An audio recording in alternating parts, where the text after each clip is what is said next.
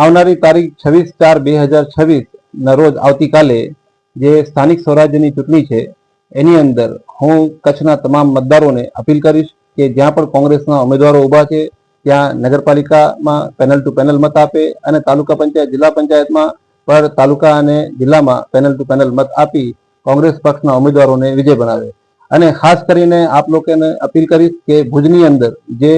40-41 વર્ષથી નગરપાલિકામાં ભારતીય જનતા પાર્ટીનો કુશાસન રહ્યો છે એનો અંત થવા જઈ રહ્યો છે અને મતદારોને ખાસ અપીલ છે કે આ વખતે આપ લોકો થોડાકથી જે અમુક મતોથી રહી જતા હોય તો આ વખતે આપ લોકો જો મતદાન પેનલ ટુ પેનલ કરશો તો આવનારા સમયમાં કોંગ્રેસ પક્ષની આ વખતે 2026માં નગરપાલિકા બનવા જઈ રહી છે. અને વોર્ડ નંબર 10 ની અંદર મારો નાનો ભાઈ મોહમ્મદ ઇકબાલ નજમુલ હસન સૈયદ એમની સાથે પેનલમાં પૂજનભાઈ ગોર અને મિત્તલબેન ઠક્કર અત્યારે ઊભા છે. અને